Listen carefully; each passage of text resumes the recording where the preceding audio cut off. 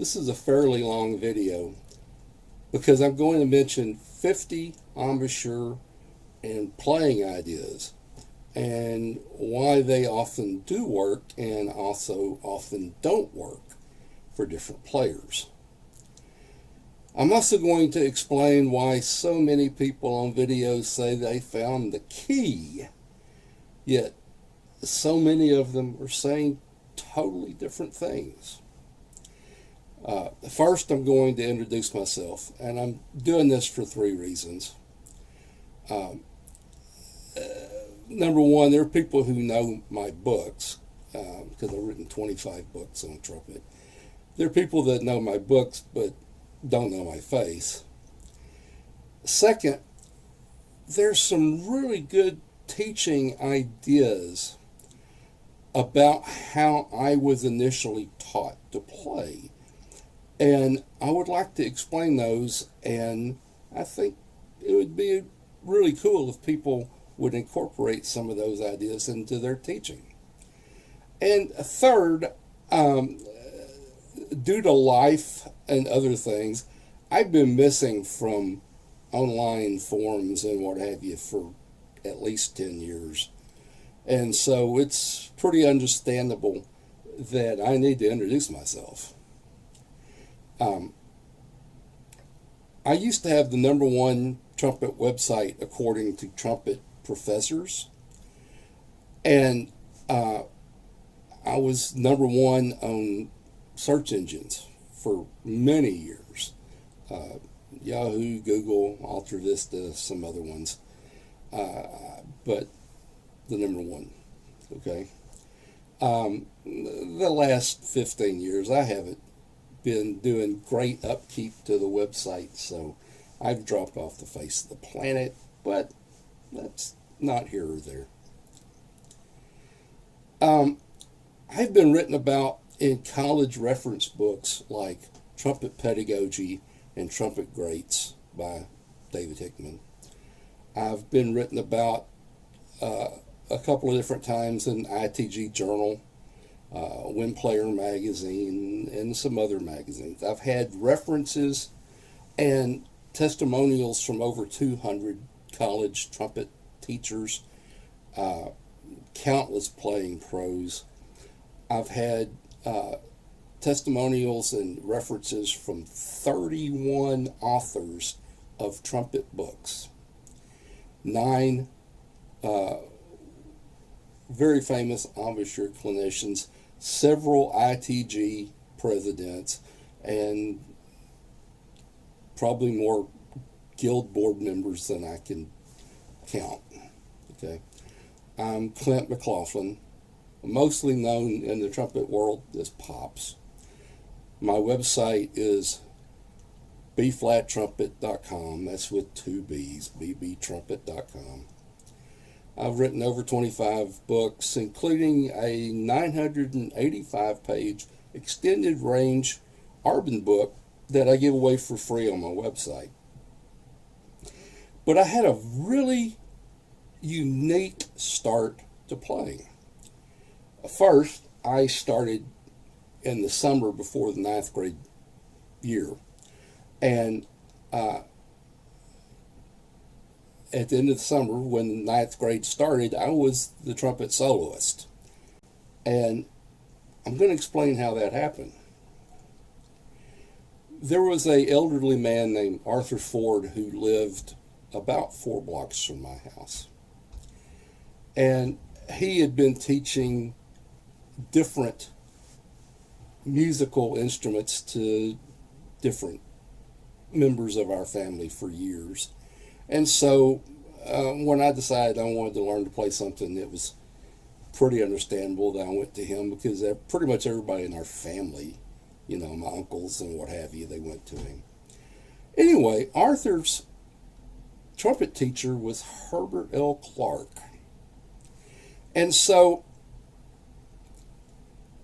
from day one, I learned lip buzzing, mouthpiece buzzing, and dorsal tonguing, which is kind of more commonly called anchor tonguing. there are several things that I didn't learn. And maybe these are even more important, the things I didn't learn. I didn't learn any fear of high notes. Arthur never said, hey, play this low note or play this high note. He never said, oh, this is a high note and it's kind of hard, but go ahead and try. He never said anything like that. When I had a piece of music there and it had several ledger lines above the staff and I'd never seen it, I'd ask, hey, what note is that? And he would simply say, hey, that's an F or that's a G. He wouldn't say, that's a high F or, that's a F above high C, or he wouldn't say anything like that. It just a note name. And so I was really completely ignorant. I had no idea that E's and F's above the staff were actually high notes. They were just notes. And by the time I'd been playing 3 months, I was playing those notes. Pretty easily. The second thing I didn't learn was to tighten up my face to buzz. I really didn't use any muscles in my cheeks. I really didn't even use mouth corners per se. Basically, I just very, very gently spit and kept blowing air. And, tension really wasn't that necessary. Okay?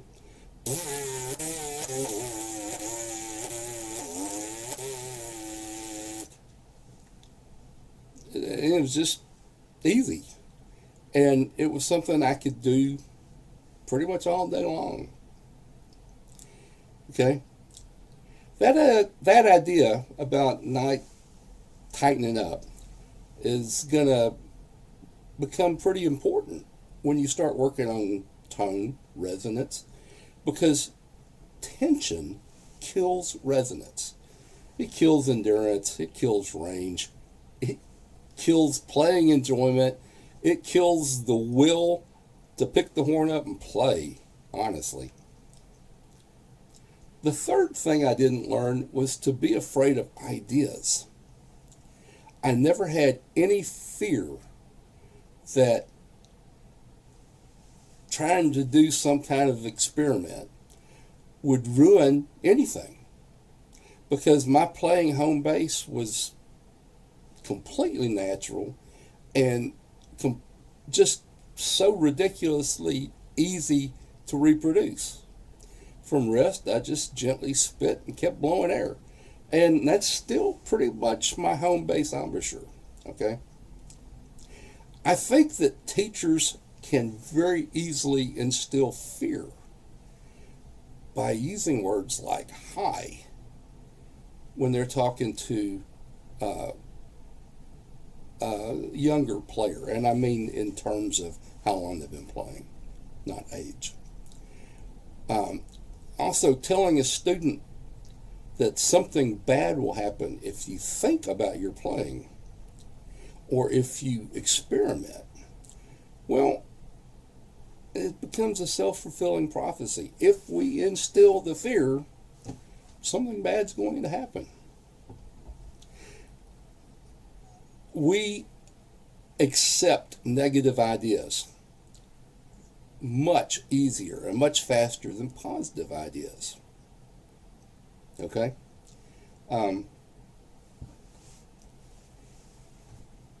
Someone can give you a compliment, but how readily will you accept the compliment? But then they can say, oh, you really need to work on that because that's not very good. Well, we kind of accept that pretty easy.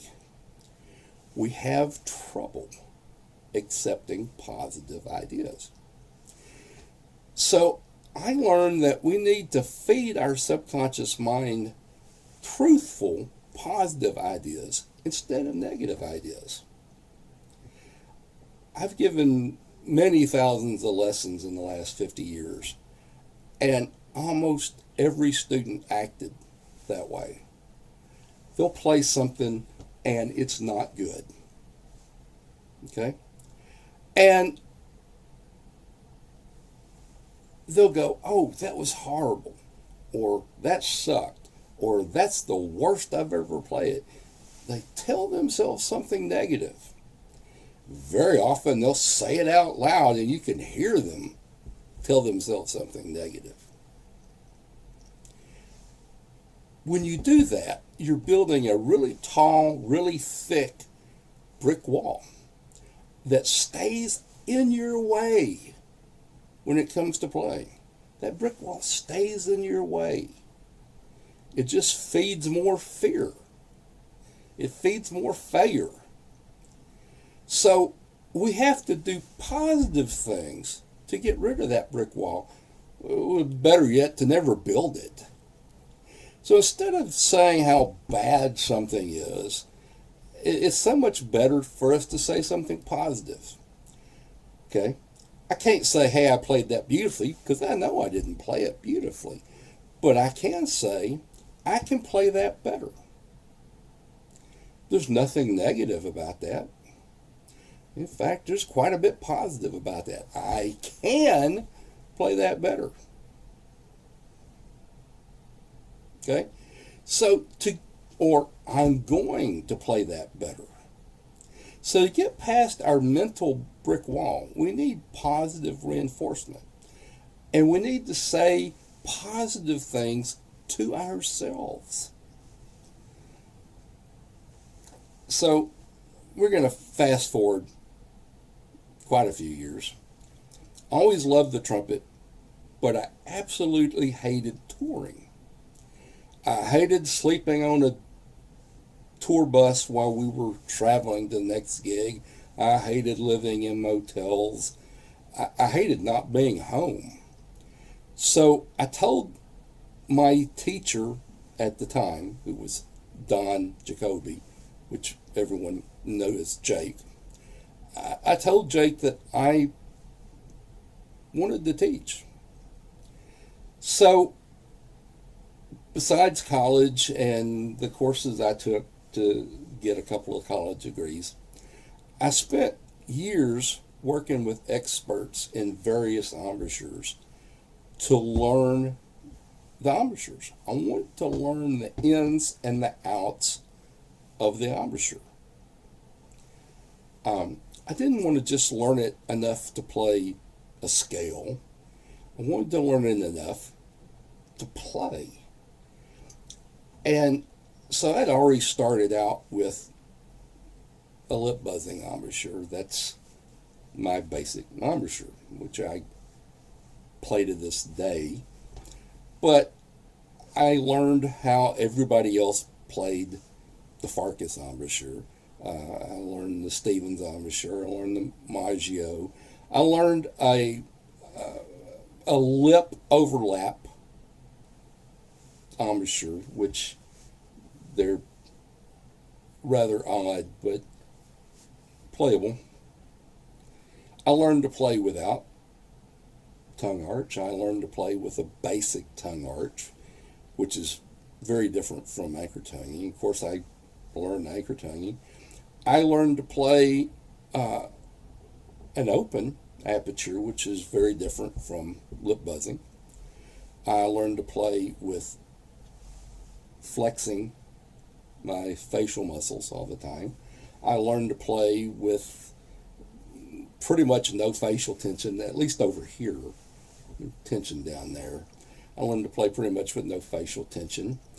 And some of those ideas took 6 months to get under my fingers, get to where I could kind of do them fairly well. Some of them took longer, okay? But I felt like I needed to really learn them before I could teach them. It's this background, which is why I'm uniquely qualified to tell you why every idea that I'm going to mention works for a lot of people. And it makes me uniquely qualified to tell you why every idea I'm going to mention fails for some people. See, when we try a new idea, there are several factors that act on if it's going to work when we try it, if it's going to take months for it to work, if it's going to take years. One of the factors has to do with our facial structure. And, when we talk about facial structure, where your muscles are attached and how strong different muscles are and all that jazz. But it goes farther than that. Tooth length. How long are my top teeth? How long are my bottom teeth? How straight are my teeth? How crooked are my teeth? Is there a gap between my front teeth? All these things affect how we play. How's the alignment between my top and bottom teeth with my jaw at rest? How well can I move my jaw forward? Is my jaw naturally forward or is it naturally back? All of these things make us different. What about the size of my lips? Do I have two big lips? Do I have two little lips? Is the top lip 3 times as big as the bottom lip? Is the bottom lip 3 times as big as the top lip? What about the contour or shape of the lips? All of those things have to do with how well a certain idea works with us. So, I can't go, oh man, look at this player. I love the way this player sounds. I'm going to adopt his embouchure. Well, that doesn't work. Okay? Because the reason it doesn't work is I don't have that player's face. But it's even farther than that. And it has to do with how we use our facial muscles. It has to do with our history of trumpet playing. It has to do with our habits. If I take somebody and they were a blank slate, teaching them a good usable embouchure is a pretty easy thing to do. If I take someone and they have a bunch of playing habits that are contrary to their facial structure, now it's a whole lot more difficult to teach that player to use a really good embouchure, because we have to work around those habits. You can't just snap your fingers and make a habit disappear. Another thing that has to do with, is this idea going to work for me or not, has to do with mismatching ideas from different embouchures. Okay? Every idea doesn't work with every embouchure. All right? There's some ideas that work well with this embouchure, but are horrible with this embouchure. And we can't mix and match, because you're much more likely to ruin something than you are to fix it by mixing and matching. Okay? One of the reasons I'm making this video is because in the past few months I have seen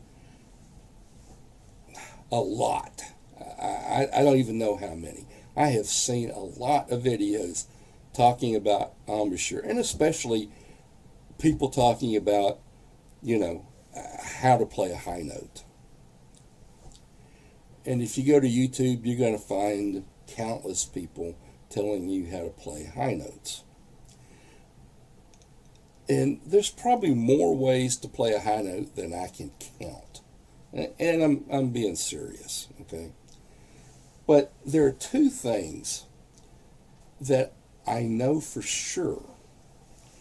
Anytime somebody tells you this is the only way to play well, this is the only embouchure that's effective, nothing else is going to play well. Okay, when they tell you that, they're dead wrong. All right? So if somebody's telling you that, run away, because they're feeding you a lot of faulty information. Okay?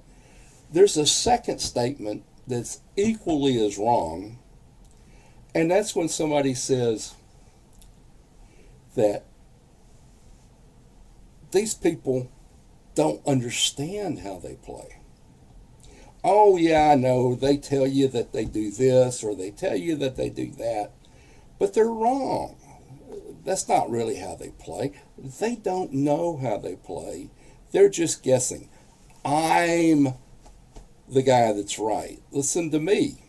Okay, when they say that other people don't understand, that's equally as wrong. Run away, okay? Because I promise you, there have been hundreds and hundreds of great players that knew how they played, hundreds of great teachers that knew how they played, and they taught. So you really want to run away from that person. And part of the reason is, if they're that wrong, then it's extremely easy for them to tell you information that's not right and to lead you astray, to lead you to a place where you don't really need to be. Okay?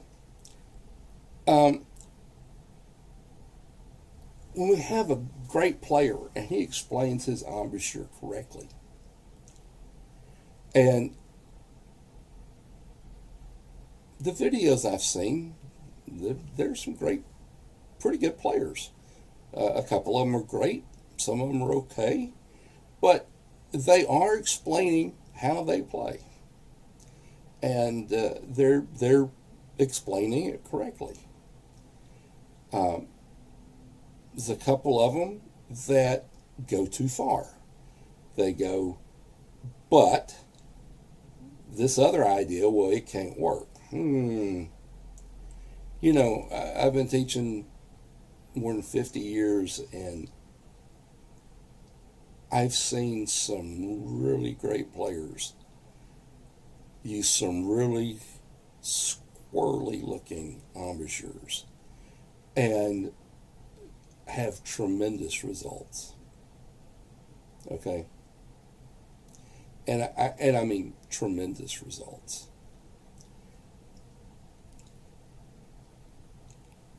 There's probably not anything in the world that I can say every trumpet player has to do.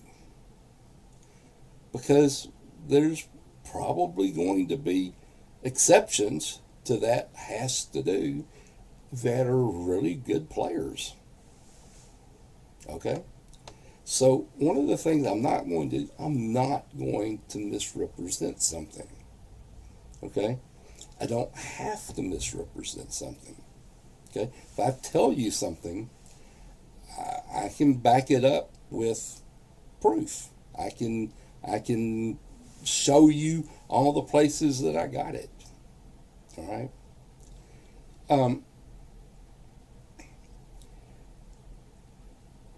Probably the worst thing a teacher can do is to use their personal bias or their prejudice against ideas get in the way when they teach a student.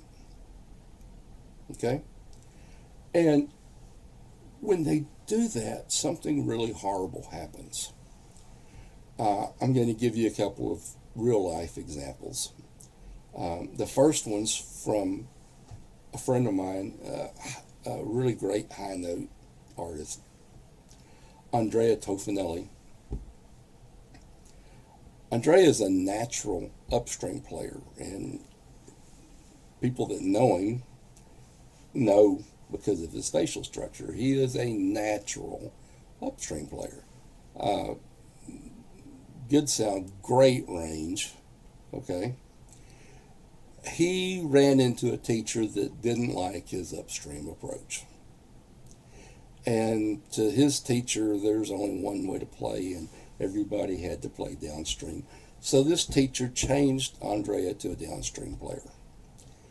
And he spent a long time not playing well and with the greatly reduced range.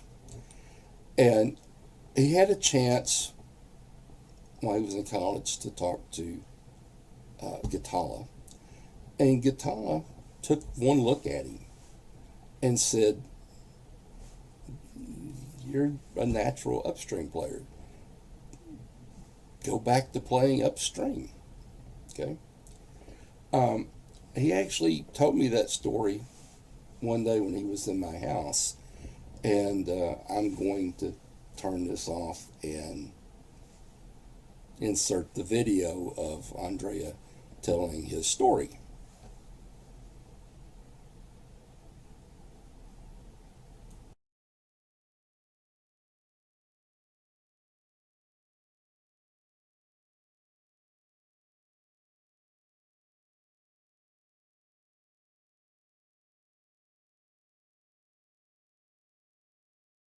And I can say that in the past I had some problems, some troubles with the embouchure because I had a change of my embouchure when I was studying at the conservatory.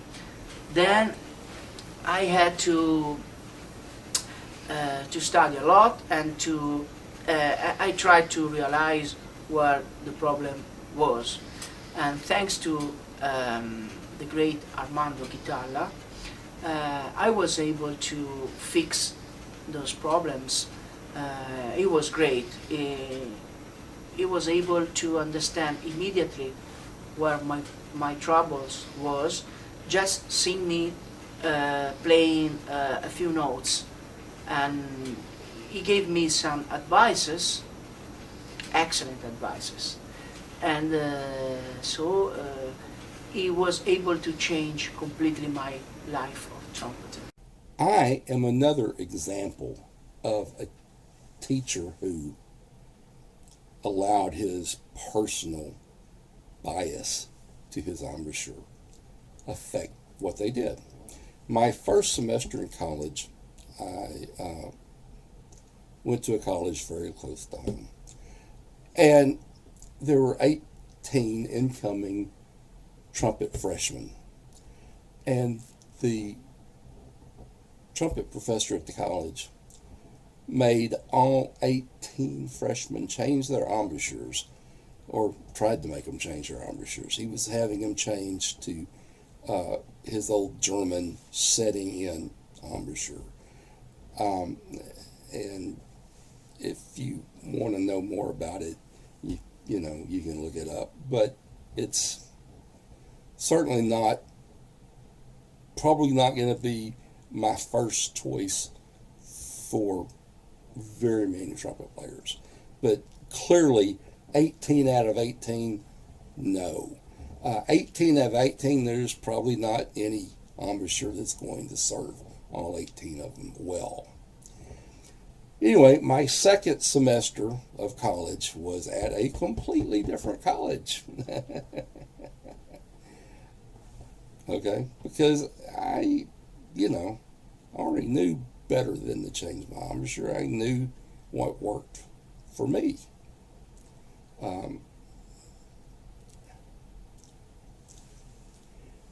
That was a long time ago. But 50 years later, or longer actually, it's 2025.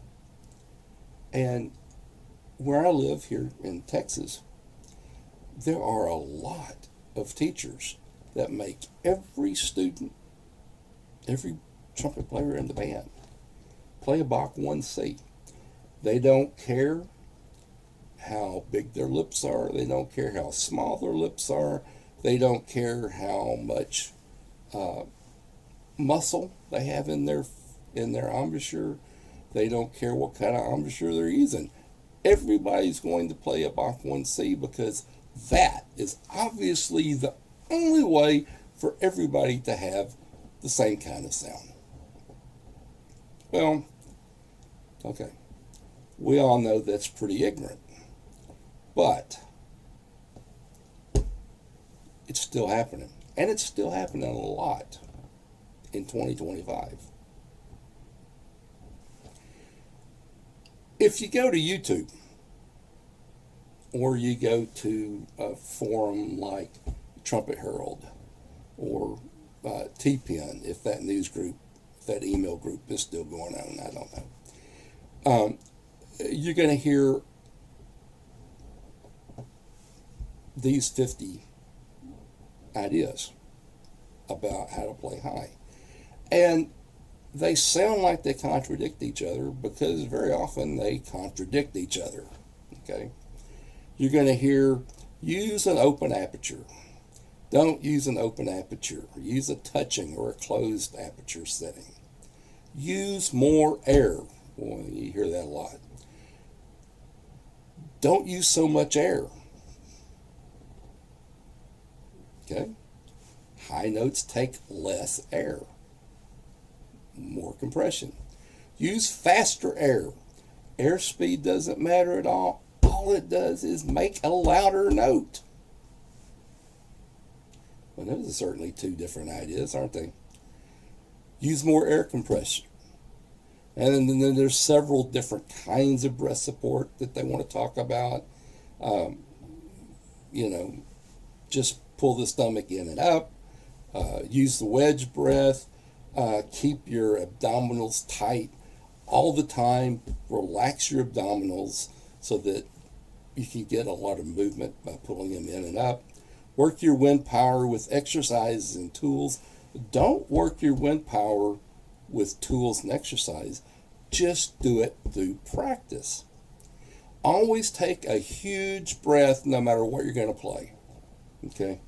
Use time breathing. Only breathe as much as you need for the phrase. Okay? Remember, use the big, full, huge breath.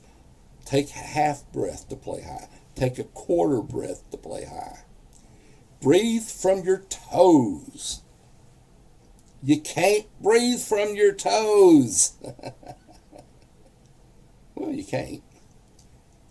Tighten up your back muscles. Tighten up your butt muscles. Relax everything so you breathe better. Use tongue arch. Don't use tongue arch. Anchor tongue. Tongue with the tip of your tongue. Make a smaller lip aperture. Don't make a smaller lip aperture because that just gives a smaller sound. Instead, make a second aperture for range. And it's very rarely called that, by the way. Okay. Usually, we'll say something like anchor tongue and tongue using a hiss or a tiss. Okay. Or use your tongue against your lip. Or use your top teeth against your bottom lip to make another aperture for the air. Use tons of air compression so that you basically overblow partials. Now, the loudest high note trumpet player that I've ever heard, that's pretty much how he plays. Tons of air compression to overblow partials. Hey, it's not finesseful, but it does something. And it does something besides just make a loud note. Tighten up reflects all your facial muscles. Don't use facial tension. Set everything very relaxed. Okay? Use asymmetric lip flexing to control your range. Only use the muscles under the bottom lip. Use a lip set point. And then course, there's a lot of people that, what's a lip set point? Use a flat chin. Don't use a flat chin. Let the chin bunch up when you're making compression for range. Roll the lips in. Don't roll the lips in. Pucker. Don't pucker. Control the aperture tunnel. Sing, whistle, lip buzz, don't lip buzz, mouthpiece buzz, don't mouthpiece buzz. Do isometric exercises like the pencil exercise, the Pete, the embouchure facial flex. Don't do isometric exercises. That's a partial. That is a partial list. And there's a ton of them. I'm pretty sure there's more than 50. But that's just a partial list. I've seen every one of those ideas actually work, and work really well with a player. I've also seen every one of those ideas fail just in a ridiculously heroic fashion. The failure was so good. Okay? Why? Why did they work for some, not for others? We want to look at mismatching ideas. Okay? It has to do with ideas that you combine when you play. You hear somebody say, hey, keep the ideas you like and ignore the rest. Well, that's the motto of people online who are seeking embouchure tips. The problem with that is it very often leads to you mismatching ideas and messing up your embouchure. So I want you to think of all those ideas that I just mentioned like they're engine parts. They're parts to a car engine. If the main thing that drives your embouchure is a Ferrari engine, but you go to the junkyard and you grab some parts off of a Honda and you go, okay, I'm going to fix my engine. I'm going to fix my embouchure. I'm going to take this Ferrari engine and I'm going to add all these motor parts from a Honda. Well, it's not going to work, is it? Okay? Sadly, I see people all the time, and they take idea or part from a Ford, and one from a VW, and one from a Rolls Royce, and one from a Ferrari.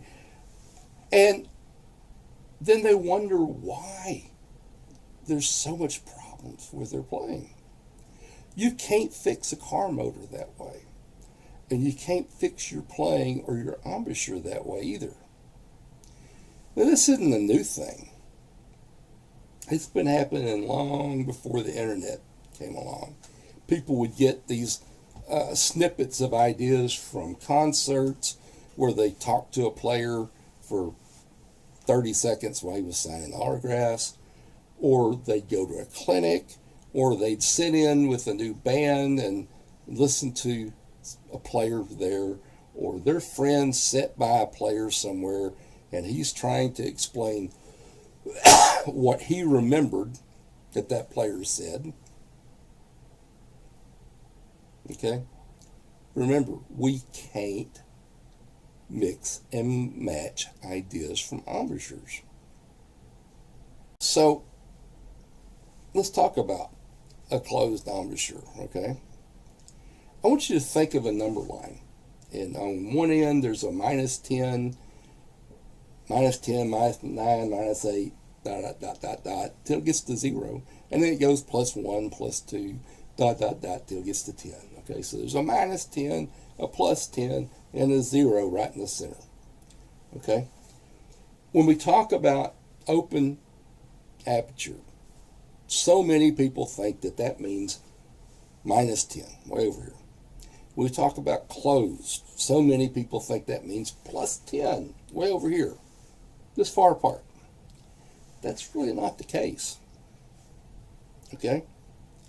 It's really a lot closer to maybe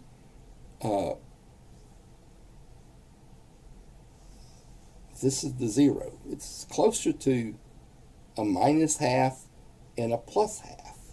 And they're like this close. They're this far apart, closed and open. Not this. They're this. Okay? So most of us go way to the extreme. Okay? So we're going to talk about what is closed, since it was brought up. Well,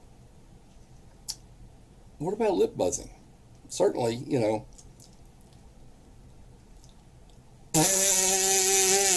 certainly my lips are touching. Okay, I got a nice, big, vibrant buzz. Certainly my lips are touching. So that's a closed embouchure. So who was the greatest in the world? We're talking about trumpet players. Who was the greatest in the world at tonguing? Well, that would be, of course, Rafael Mendez. And, I mean, wow. Even to this day, Mendez was just, he was the GOAT. He was the greatest of all times when it comes to tonguing. Okay? Well, Mendez practiced lip buzzing. He also taught it. For example, when he taught people to play, he would make them lip buzz for a month, then mouthpiece buzz for a month, and then he would let them play their horn. A brand new student would come to his house, he would lock their horn in his closet. And it would stay there for 2 months. They had to learn to lip buzz for a month and get really good at it. And then they had to learn a mouthpiece buzz for a month and get really good at it. And then he would unlock their closet and give them their horn.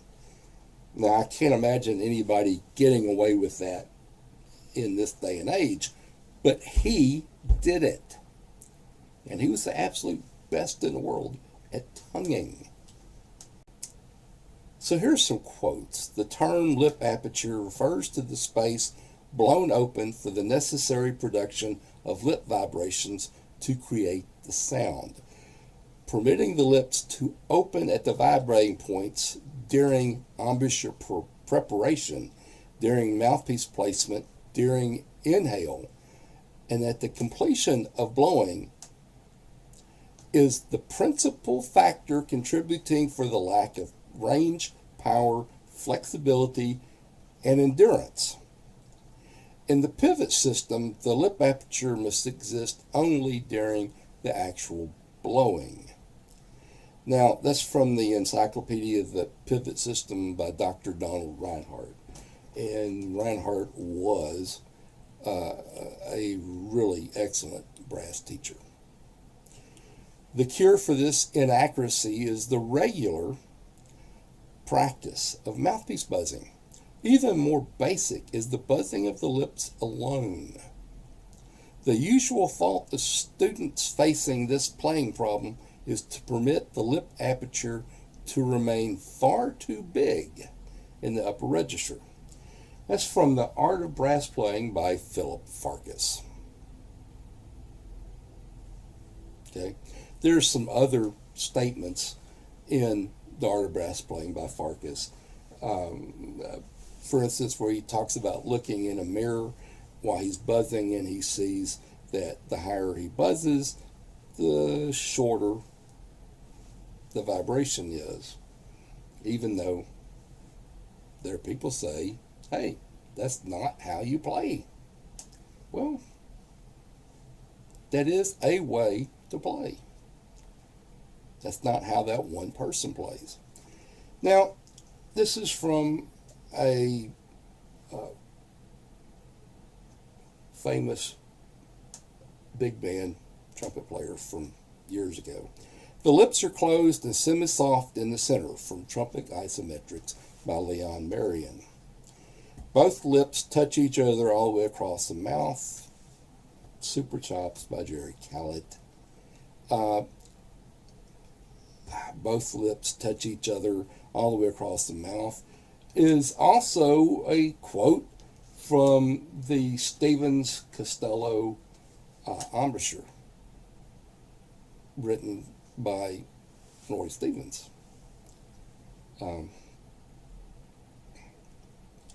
Moisten the lips slightly. With the lips lightly closed, extend the jaw so the top and bottom teeth are aligned. From the Trumpet Player's Handbook by Roger Sherman. You might also read Malik's Brass Players Survey from 1954, A Survey of Modern Brass Teaching Philosophies by Bellama, Artistic Trumpet Technique and Study by Bush, Brass Playing Mechanism and Technique by Faye Hansen, who was a longtime student of H.L. Clark, and she taught pretty much everything he taught. Jake's Method by Don Jacoby, Prelude to Brass Playing by Rafael Mendez, Psychology of Cornet and Trumpet Playing was actually a pretty good book by Dr. Noble. And then, of course, several books that I wrote, like No Nonsense Trumpet from A to Z or Trumpet FAQs. Okay. So we kind of talked a little bit about mouthpiece buzzing, about lip buzzing, but what about mouthpiece buzzing? Well, Bud Herseth was the principal of the CSO, Chicago Symphony, for 54 years, and very often in clinics, he would say things like that he played his mouthpiece for an hour a day. Now, he didn't mean nonstop, but he means he would play a phrase on his mouthpiece. Okay? And he liked to say played his mouthpiece rather than buzz. He would play a phrase on his mouthpiece, then he would play that phrase on the trumpet. And then he'd play it on the mouthpiece again, and he'd play it on the trumpet again. And trying to get more and more in pitch center, more and more resonant, more and more secure. Okay? Well, that's Bud Herseth. Okay? He thought mouthpiece buzzing was that important. Doc Severinsen, hopefully everybody knows who he is and has heard him live, loved lip buzzing and mouthpiece buzzing. Talked about it at clinics all the time. I'm using past tense because at his age, I don't think he's going to do any more touring. He just pretty much put everything down since COVID, I think, which is a shame because hearing him live is such a wonderful experience for any brass player. But anyway, Doc used to talk a lot in clinics about mouthpiece buzzing, lip buzzing, that kind of thing. Okay, what about stamp? In the stamp book, he wants you to lip buzz those exercises. He wants you to mouthpiece buzz those exercises. Then he wants you to play those exercises. Okay? There are famous college trumpet professors who have written books for you to practice lip buzzing or for you to practice mouthpiece buzzing. All right? And it's not just symphonic players like Buzz. Many high note artists lip buzz or mouthpiece buzz daily. One of them was Maynard Ferguson. And I'm going to insert a clip from a friend, a student of mine, Keith Fiala, about when he was touring with Maynard and about Maynard and his buzzing routines. He was coined as one of the guys that could come in and warm up for 30 minutes and just go out and just kill it. And that's not the case. I mean, I would hear him, if you walk past his hotel room, he'd be buzzing noon. We didn't have a show till 7:30 at night. Okay, you need to say that again, because people argue with me all the time on that. Uh-huh. And I tell them, and they go, oh, bullshit. Yeah. And I go, why do they say that to me? I I don't say things that aren't true. true. Exactly. No, Maynard was a big proponent of just buzzing his mouthpiece a little bit here and there. It was pretty spotty on and off. Every now and again, he'd just slap the horn together and play just little ditties. You'd hear him play real low things. What sounded sometimes to me is just like single lip flapping, kind of things in the mouthpiece with the horn. You'd hear him play, depending on what hotel we were in, if he was far enough away from everybody else, then he would play little things in the low register, and it'd be for hours, on and off, just touch and go, touch and go. And then it wasn't until, I'd say probably 45 minutes before we actually hit the stage that you'd start to hear him ascend, and then ascend again, and then ascend again. And that's when you'd start hearing like the walls shake from his double C's coming out. Yeah. Just to lock everything in place. But no, he was a big proponent for warming up. Yeah. And Andrea Tofinelli, the majority of his warm-ups on mouthpiece. Yep. It's a great way to do it. It really is. If you do it the proper way, I mean, if you're trying to hit the highest note you can with no resistance from the lack of an instrument, then you're kind of not doing it right. But, yeah, I mean, if you take a mouthpiece and just... in fact, we were doing this on tour because the horns, we couldn't get them out. And just...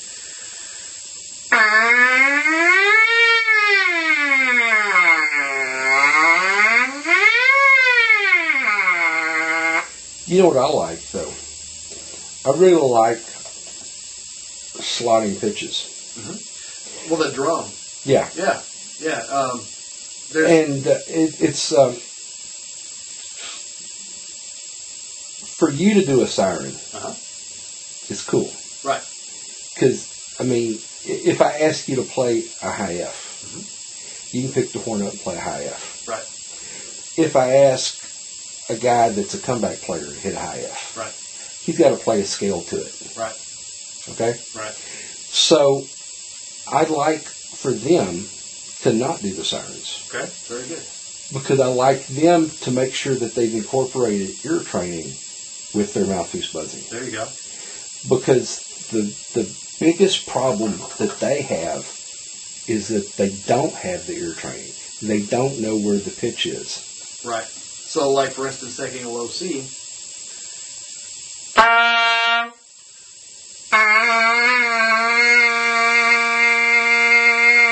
Right. But I'll even let them do, like...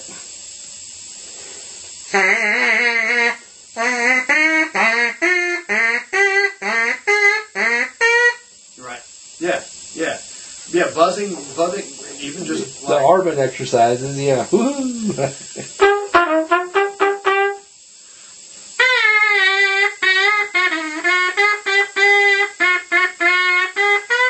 There's your Merry Little Limb. But he was supposed to sing it. Sing it! Oh, God, the singing thing. No. But yeah. So all that's cool. Yeah. No, but yeah, Maynard spent a lot of time just buzzing and trying to get things right. It's real soft playing with the horn a little bit here and there. But again, taking lots of breaks. And I'm going to include a clip from high note artist Andrea Tofinelli about mouthpiece buzzing. And how long would you say that you buzz a day? If I have a travel and I have to drive for 2 hours, I buzz 2 hours. Absolutely. And then I have the concert, the recording session, whatever. Okay. They've heard me buzz quite a bit off and on in the DVD. So let's hear your mouthpiece buzz. My mouth. Yeah.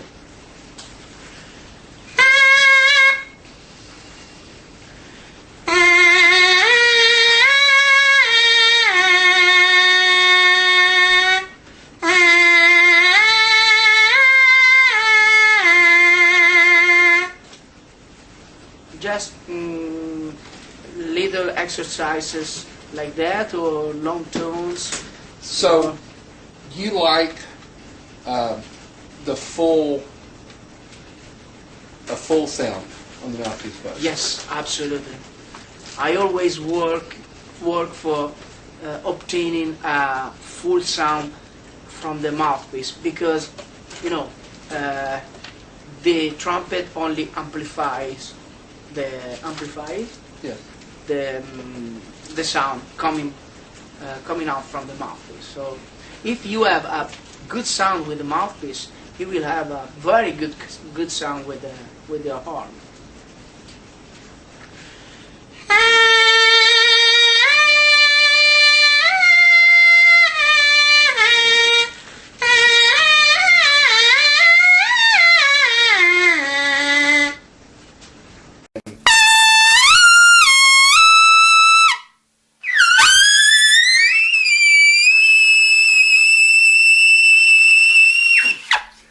Yeah, good unison.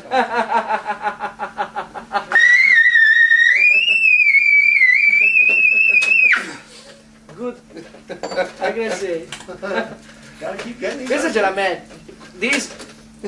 The two trumpet Oh, I don't unison even. on the. Oh, I don't even. Oh, you know what? We actually got that. There's a whole 2 minutes. It's great. That's great. The Well, unisono. we can try that again. Huh?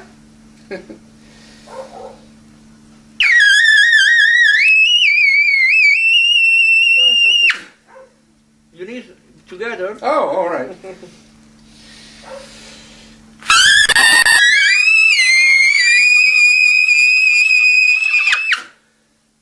It's great. Yeah. Oh yeah. Who's the old man? Get that old hack out of here. That's gonna be a highlight clip right there. Okay, two trumpet players. How do you say unisono? Unison. Unison, yes. Unison. On the which octave is? No. I can't count that high. You're at the double This is B. great. So does that happen to you often? Huh? Does that happen to you often? First time. Really? Yes, in my life that I can play this final cadence with another trumpet A player. G So- above double high C in unison, yeah. and perfect in tune. The pitch was perfect. Oh, yeah.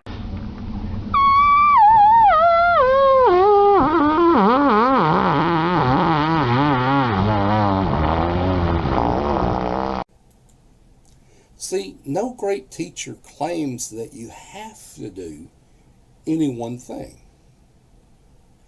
And it may well be that there's no one universal thing that every player has to do. So great teachers will say things like, for many players, A, B, and C are actions that can help. Okay? So we've talked about a closed or a touching embouchure with lip buzzing, mouthpiece buzzing.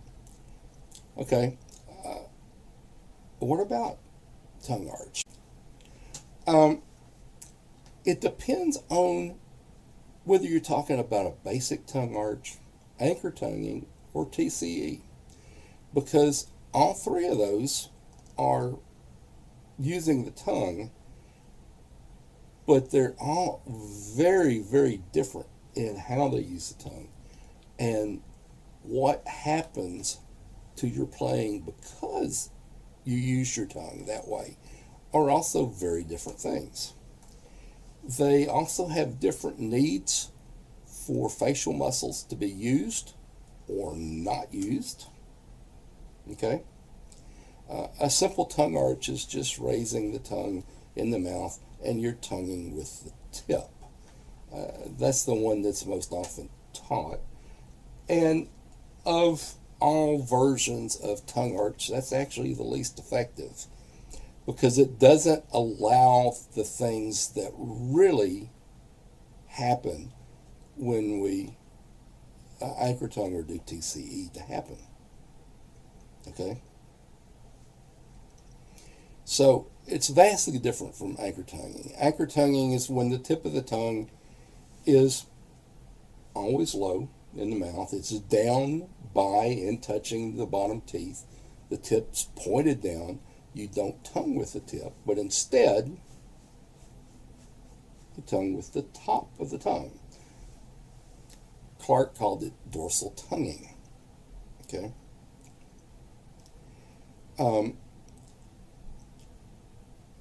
I don't remember the year, but I remember the event. The second 3-day Cancer Blows event that was held in Dallas. On day 2, there were sound checks in the symphony, which wasn't really exciting me that much, and clinics at one of the local colleges. So I went to the clinics and sat on the front row taking embouchure pictures, just like I had taken the night before at the symphonic concert. And I was on the front row, and Phil Smith was sitting beside me, and he was asking to look at pictures from the night before and going, okay, so you can tell who this is. I mean, I'm showing this in my pictures. You can tell who this is. And I go, yes. And so we played that game for a little while. Anyway, the first clinician was my friend Jens Lederman. And Jens used to be with the Canadian Brass for several years and teaches at UCLA. And anyway, there's 3 of us on the front row. My wife, me, and Phil. And Jens told us that we were sitting in what he likes to call the splash zone. Anyway, Jens talked about basically 2 things. He talked about what I call lip set point, which we'll talk about later in the video. And he talked about anchor tonguing.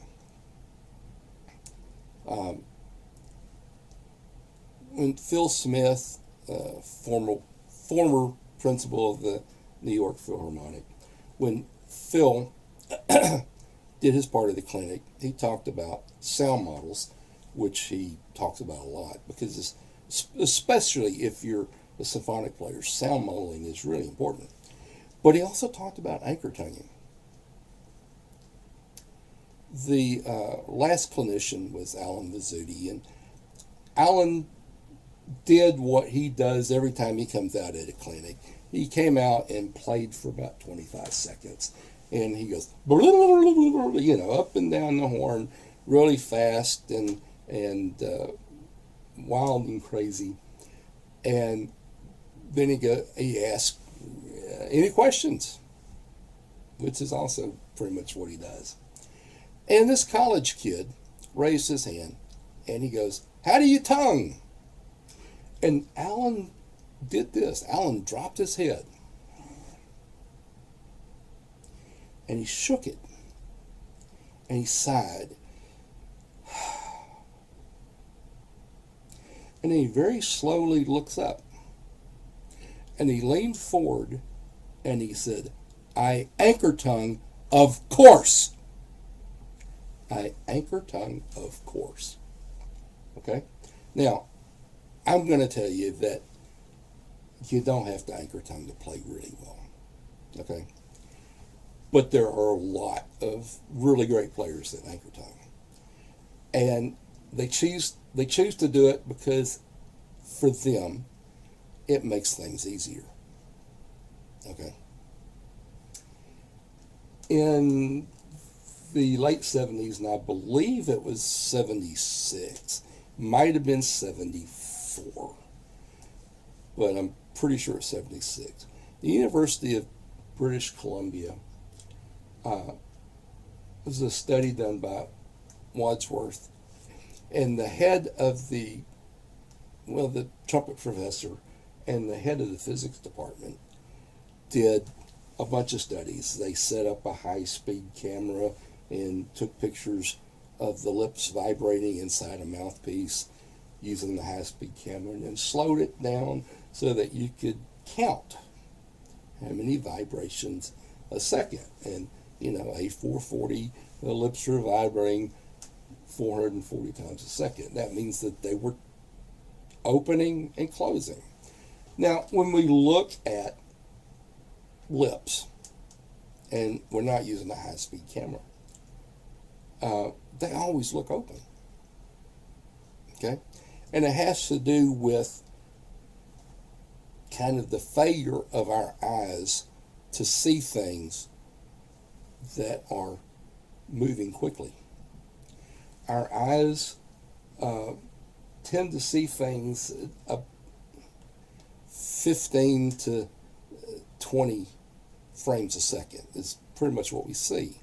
In fact, movies are often filmed 20 frames a second and doubled up. And we look at a movie that's filmed 20 frames a second and everything looks continuous.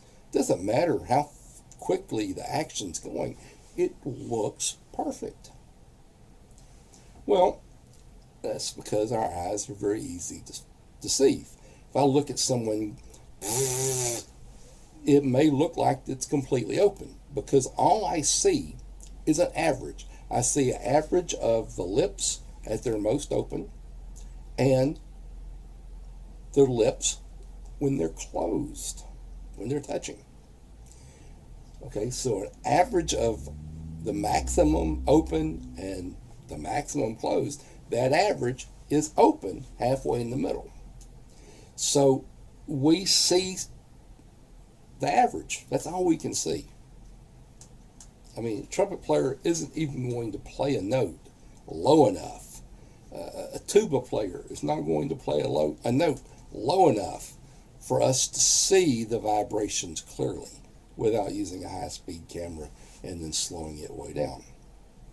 Okay? So, among other things in this Wadsworth study, they had rubber lips. And so the head of the physics department wanted to check something he called the critical width of the airstring. It was his contention that by changing the size or the width of the airstring that hits the lips, you could change the pitch. Similar to I'm making a smaller amount of guitar string vibrate by where I have my finger. Well, he's making a smaller amount of lip tissue vibrate by how the air hits the lips. Now, nobody had ever really thought about that before, I don't think. So he put this hose up to the rubber lips, and it was connected to an air compressor, and it played a note. And we're going to say the note it played was low C because that's just an easy note to remember.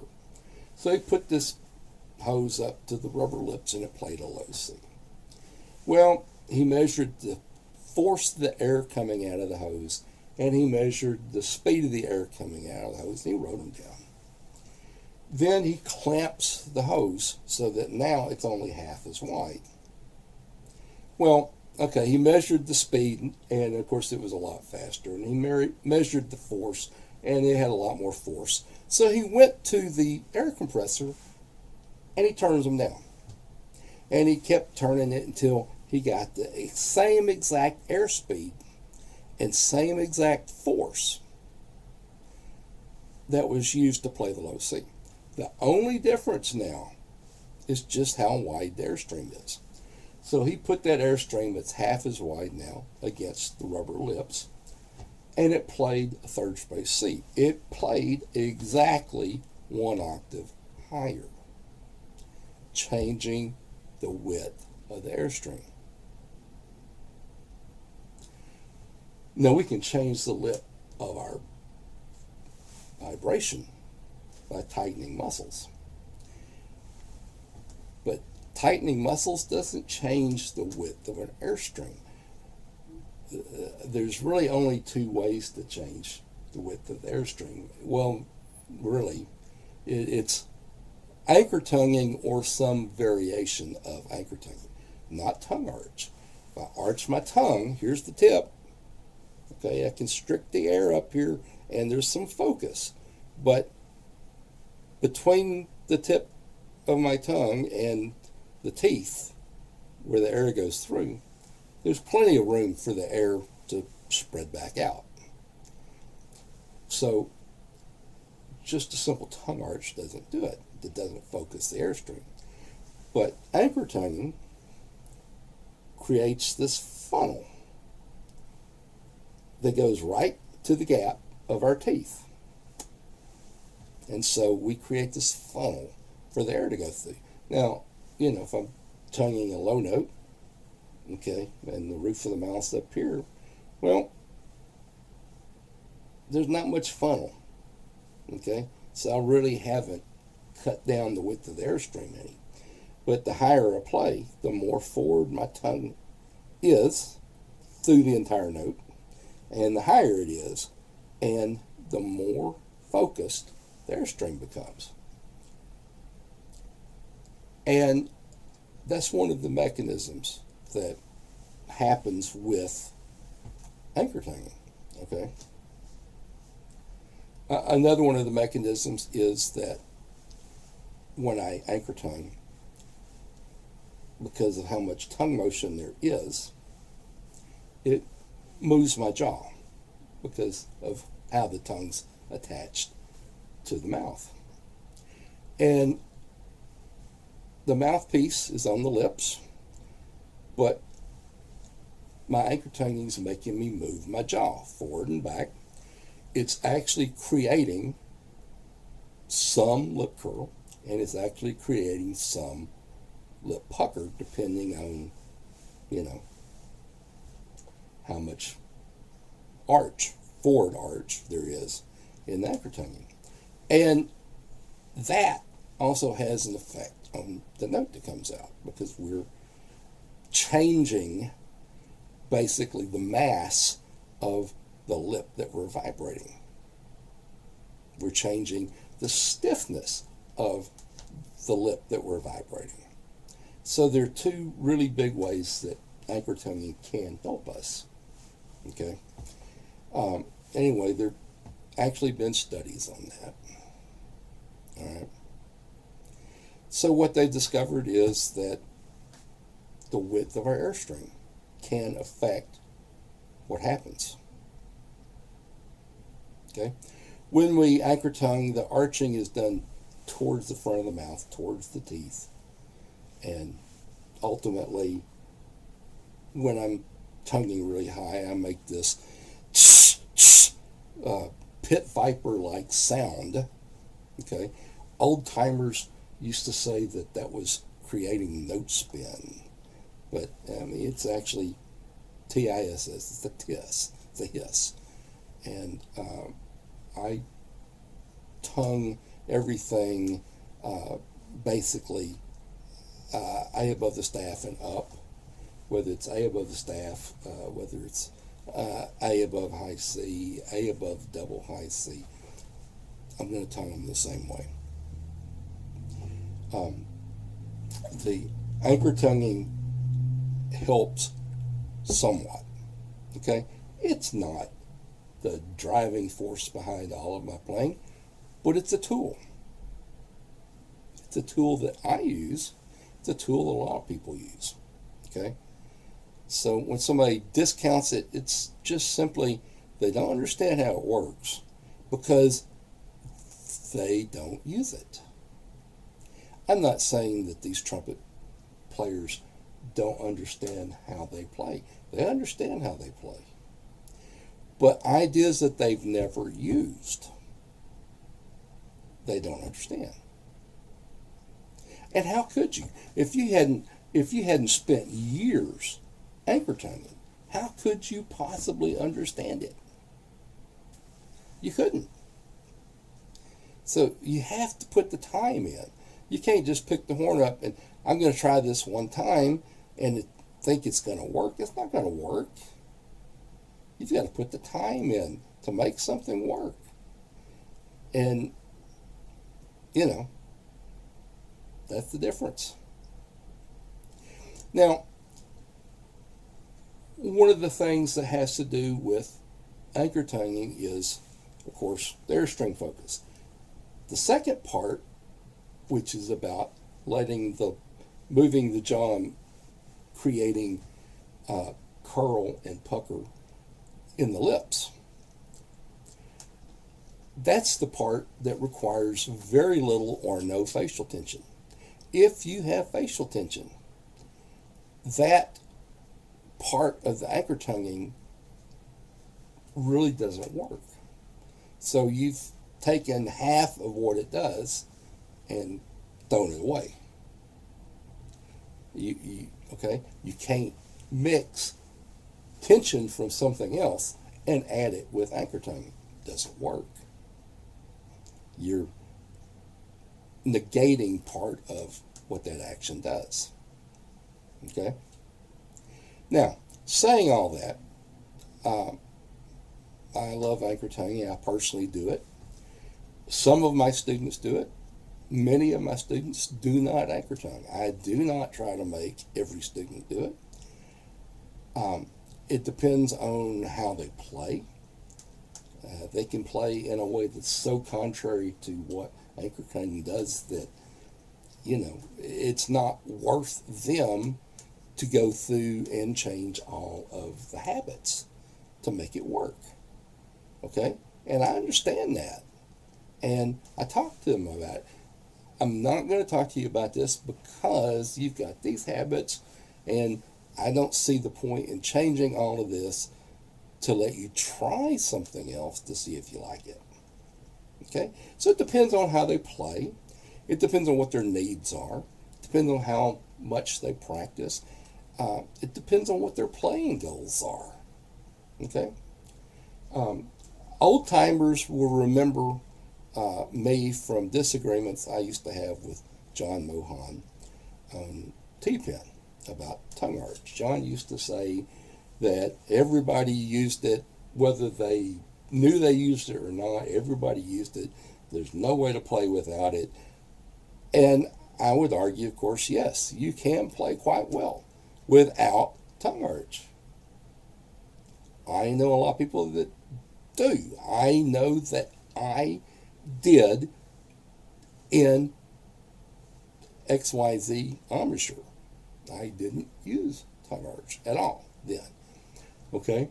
So, even though I used it, I had disagreements, and saying that everybody didn't have to. I very much don't want to lead somebody astray in what I tell them. I cannot let your prejudice interfere with your teaching, because you're going to lead people astray. You're going to prevent people from doing things that maybe they need to be doing just by telling them things that aren't true. All right. Playing has to do with a balance.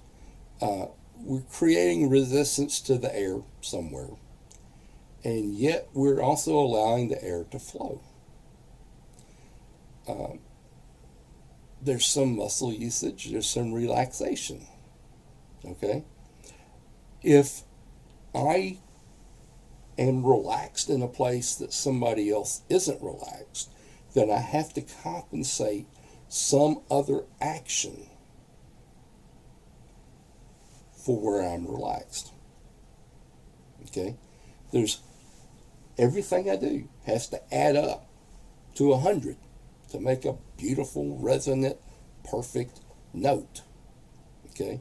If I count everything I do, lip curl, pucker, facial flexing, relaxing, anchor tongue, no arch, how I use breath support, if I take everything, the amount of mouthpiece pressure I use, if I take everything and I play the most beautiful, perfect note you've ever heard, then everything I did added up to 100% of what that note needed.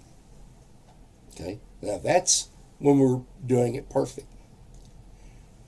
Let's say that I was a little less than everything I needed.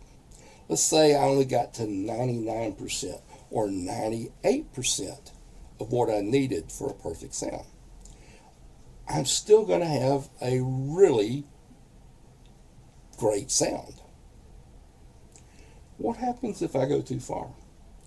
What happens if instead of 100, now I'm at 101?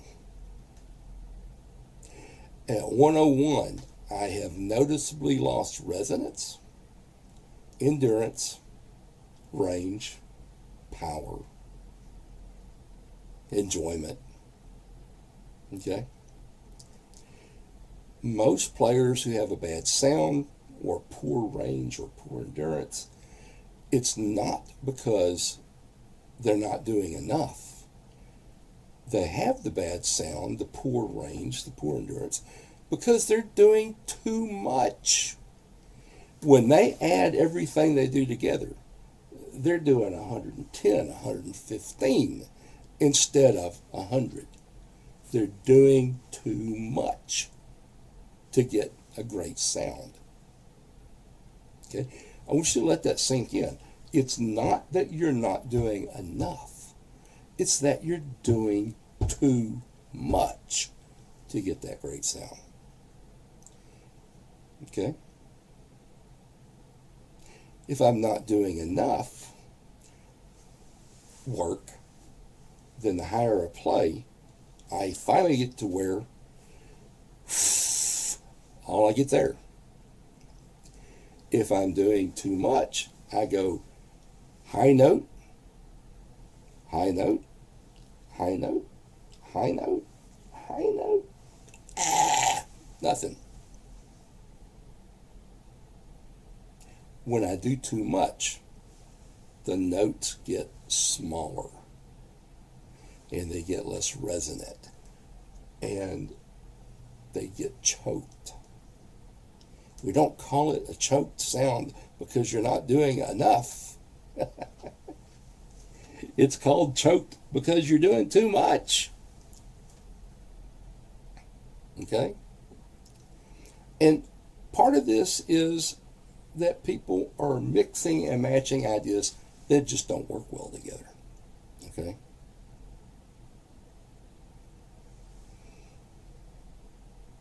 We can't let preconceived ideas run away with us when we're trying to learn, but a teacher can't let preconceived ideas run away with them either. I have to teach every student like it's an individual, because every student is an individual. And it's playing trumpet's not one size fits all. Particularly since so much of it has to do with the habits that you have, has to do with the journey that you've taken so far. And it's probably not like anybody else's journey. And so how I have to teach you now is going to be different from somebody else, because your journey was different. Not just your facial structure, but how you got to where you are was different. So teaching you has to be different. Okay, what about when people talk about finding the key? I found the key to high notes. I found the key to tonguing. I found the key to a good sound. I found the key to whatever it is. I want you to think of your playing. And I want you to think that there's a door there. And there's several locks on the door. Every aspect of playing has its own lock. Okay? And every lock has its own key. It takes a different key to open that lock. Now, to become this world-class player, you've got to unlock every lock so that you can open the door.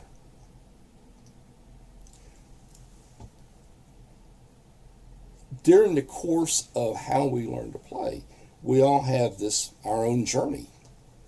And so we're going to find keys or be given keys to locks in different orders. So there's no real telling what key is missing from this guy's lock, okay? So when somebody says, hey, I found the key, and you go, well, I've been doing that forever. It certainly wasn't my key. No, it wasn't. When they say they found the key that unlock the last lock on the door. And that's going to be different for everybody. Okay? We all find these things in different orders. And sometimes because we use different embouchures or because we have different facial structures, not only do we have different keys, we actually have different locks on the door. Okay? Remember, when we tense up or relax somewhere that a different player doesn't, we have to compensate something. Okay? So I'm more relaxed than this player. I have to compensate for their tension. So I have a different lock than they have. So because we have to compensate to get all these things to balance out, we're going to have different locks. That means we're going to have different keys. Okay. There's a huge no-no that I've seen hundreds and hundreds of players do, and that is they try to reinvent the wheel. Okay. I got this. I'm going to figure this out on my own. One area is they tend to set a really high embouchure set. And they do that, and then they squeak out this high noise. Not a note because it's not musical, but they squeak out this high noise. And they go, I am going to find a way to make that turn into a good embouchure. Because it was easy to squeak out this, they'll often call it a note, but it's not really a note. It was easy for me to play that. Well, no, you just squeak something out. Okay. There's a reason why we don't use really high embouchure sets. And it's because with a really high embouchure set, we simply can't play an acceptable low note or mid-range note with a really high embouchure set. So then those people end up having to shift their embouchure to play. I've actually had people come in and in their warm-up, part of their warm-up, they're going to play 2-octave scale. And they'll go set real relaxed and open for that low C. Big, huge open. Da, da, da, da. Okay. Then they play their third space C and they take a breath. Why in the world are you taking a breath after playing 1 octave of a scale? But they take a breath. They didn't need to breathe. They needed to reset their embouchure to a smaller setting so that they could keep going. And then they'll play D, E, F, maybe G, and they'll take another breath. They weren't out of air. They didn't need to breathe. They needed to reset their embouchure to a smaller set. And then they'll play A, B, and C. And they'll do the same thing coming down. They'll take breaths so that they can reset, so that they can get to the notes. Well, playing with all these embouchure shifts, number one, it literally sounds like 3 different people are playing that one scale. But it also means that it's not going smoothly. Okay? It doesn't maintain a consistent sound quality. It doesn't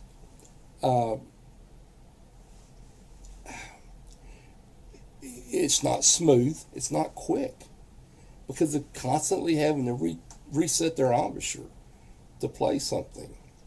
I mean, I've seriously seen people go, hey, when we play the gig, can you play this note or this note or this note?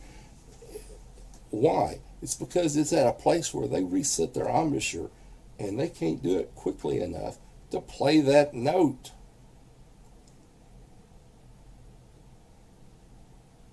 Okay? Now, I'll be honest with you. I cannot envision Wayne Bergeron asking someone to play a note because he can't get it. I can't envision Arturo Sandoval asking someone to play a note because he can't get it. Okay? So, how we set is important. Okay? I want you to think of embouchure set like we're going to play the first page of the Arbin interval studies. First note on the first page is a low G. Low G, low C, low G, low D, low G, E, low G, F, low G, second line G. Okay? You play in a C scale, but every other note's low G. So, my students, I teach them to play that as a 2-octave C scale instead of 1 octave, but every other note's a low G. And there's actually a couple of people doing that on sound files on my website. Okay. But I teach my students how to do that as a 2-octave C scale. Actually, there's video of me, at least on my Facebook there was, playing a pedal G and doing a 2-octave C scale, alternating between the pedal G and the 2-octave C scale. Just to show that, hey, you know, everything that we think we know about what's possible, it's a lie. Because there's so much that's possible when we get into this right set. Okay? Now, if I play that exercise from Arbin and I set for that low G, okay, very few people can actually make it to high C.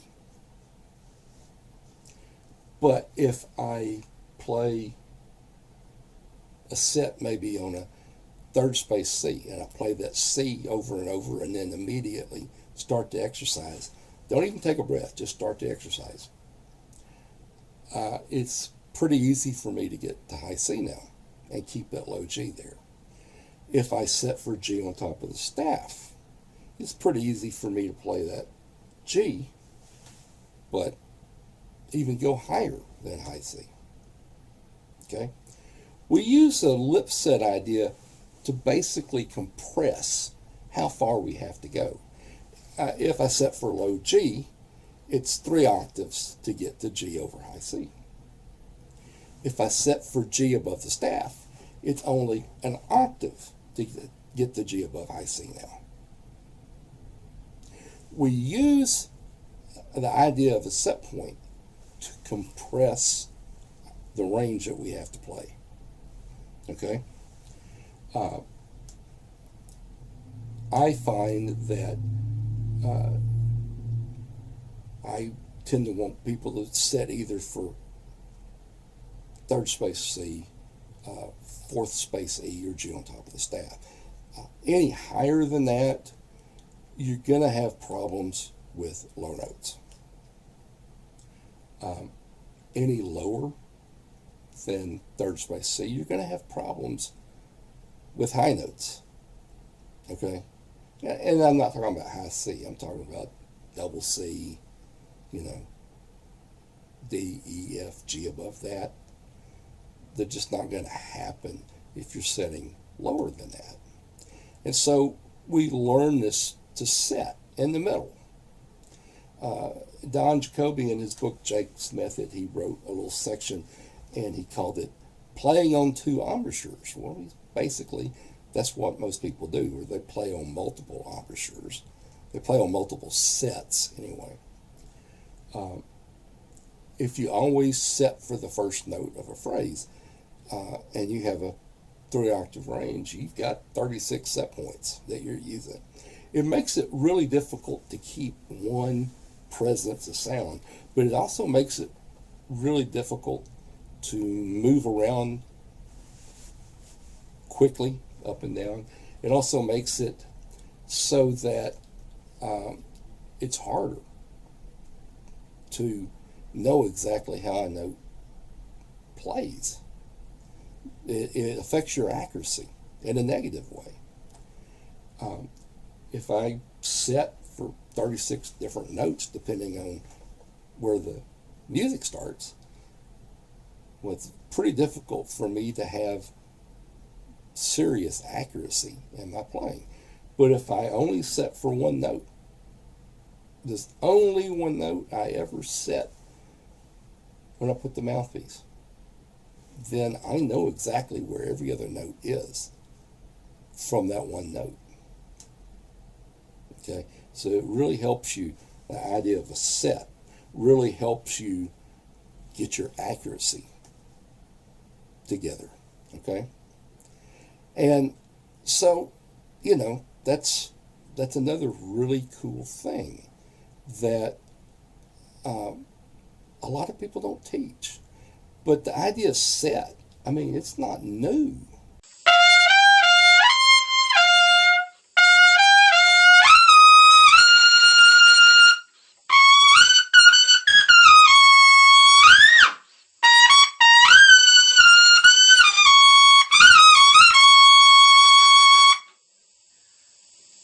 Yeah. Yeah. Okay, tell me about it. It made, and again, because it's coming from muscle memory, it made the line squirrely having to go back up to the G. It felt like it wanted to pop up and overshoot it. And then when I actually did the slide up, which wasn't a complete octave, obviously, but at least when I slid from the E flat up, it felt like it wanted to slide just as far up as I wanted to go. So as far as, should we say, accessibility up there, the B flat and the A flat felt no problem. So this is something you might want to play with. Yeah, definitely. Who'd have thought? I mean, let's face it. You are a professional player. You're a really good player. You've got a lot of experience, and that's what I'm trying to tell people. They shouldn't get stuck and go, "I've done this, this, and this. I'm done." Yeah, no, agreed. And that's the other thing that it was interesting perspective. Arturo coined himself as a student for life. And so I like that, so I've kind of adopted it myself. I mean, I'm a student for life.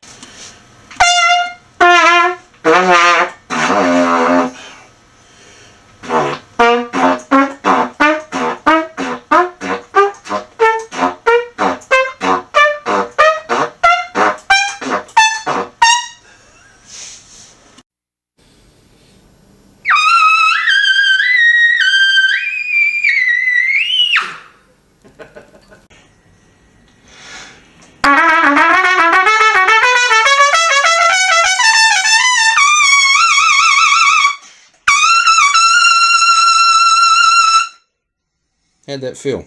Good. Play that again and hold it. And don't hold it 4 counts. Let's hold it 12. And I want it steady.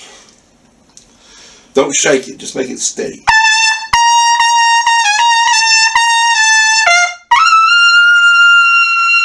Okay, stop. In less than 3 beats, you'd already dropped a half a step. In pitch. Right? Did you hear it? Hmm. Da da da da da da da da da. On the C's, yeah. Yeah, I hear it.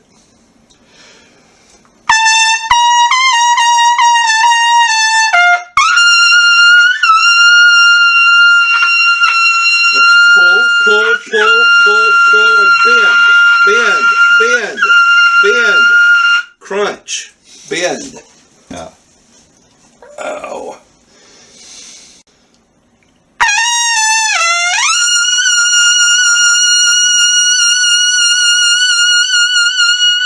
Notice I'm bending, I'm crunching. Squeeze the air out. When you pull your stomach in from below the navel, you're squeezing the bottom of the tube, a toothpaste. Mm-hmm. Pull in below the navel. As you blow, you're losing air. You got to keep pulling in. Right. As you lose more air, you've got to bend. You've got to start crunching to keep the note.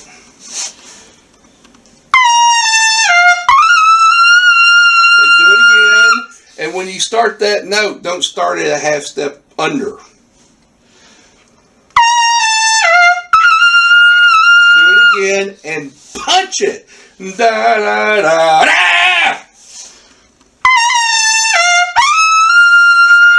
I don't want you to scoop it. I want the tongue to, and I want the stomach to punch. I want this totally relaxed. Relax this. Relax this. That's what moves. All right. Now, put your one hand on your stomach. Sing the second line G. Are you tight? Now play a second line G with that hand on the stomach. Are you tight? Play a C. Are you tight? A G. It's okay to move, but you don't want the squeeze. High C. I hear it. Don't you feel it there? Play the high C. You feel that? Squeezing. If I let, see, stop. That is tighten up these muscles right here. If you let those tighten up, they can't move. Once they're tight, they can't move anymore. Yeah. This has to be relaxed so that this makes it move. That's one of the things, that's the first lesson I had with Jake. Put your hand on my stomach. And he plays it, he sings, and he plays a note. Put your hand on your stomach. Feel the same thing? And we go up and we go up until I feel that ridge tighten up here. All, the little six pack, which is obviously hidden under some fat, but the muscles are still there. And when they tighten up, that's where the stomach movement stops. And oops. So I'm tightening too fast. Yeah. Okay. Yeah. We got to try to keep these relaxed. Because at high C, you sure don't want to run out of stomach movement at high C. Right.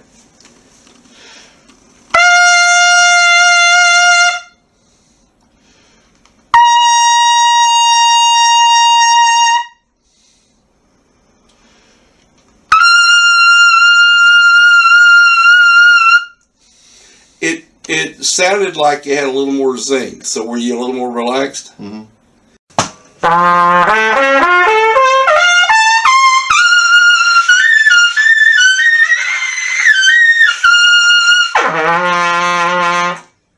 And that's one setting, right? Yeah.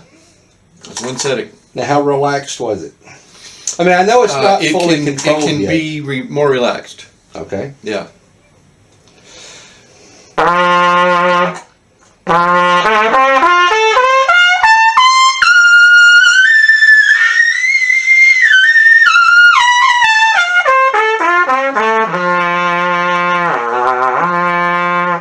Now, it's going to take a couple of weeks to get, I mean, low C, not a problem today, Yeah. Double C's, a little squirrely today. It takes a couple of weeks to get your extremes locked in because everything's so different with... Yeah, it's trusting that things are going to work. Yeah, because I'm so used to trying to make them work. Yeah, it doesn't. You don't have that sense of everything being locked in with your face, and so almost every note, once you get over third space C, you're wondering if it's going to play or fail, but they play. Yeah. Yeah. And so, that's another really cool thing that. A lot of people don't teach. But the idea is set. I mean, it's not new. Okay? Ernest S. Williams taught it. Don Jacoby taught it. Donald Reinhardt taught it. Everybody called it something different. I call it lip set point. Basically, we're setting our lips this close. I'm not talking about anything about facial tension, just how the lips are set when the mouthpiece hits. But, it's an old idea. But there's a lot of old ideas that aren't taught. Okay? Part of the problem is that very few people started with a band director that was a great trumpet player. Okay? Your band director might have been a drummer, or a singer, or a clarinet player, or a flute player. Or they might have been an okay trumpet player, but they weren't a great trumpet player. So since we didn't start with a great trumpet player, there's a lot of things we didn't learn in primary school. Okay? So we get, or even secondary. So we get to college, and there's a lot of things we don't know about playing the trumpet. Well, guess what? You get to college, you are paid to play. And a lot of college professors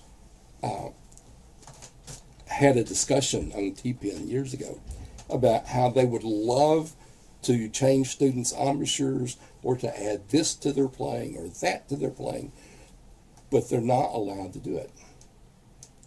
I can't teach this student this idea because for them to learn it, they won't be able to fulfill their playing requirements all semester. And so I can't go, hey, I'm going to teach this guy something that's really going to improve his playing, but he won't be able to play in your band for a couple of weeks. Well, he's paid to play. They would fire the trumpet teacher for doing that. So people get through college and they go, I know everything there is to know about how the trumpet works. That's not true.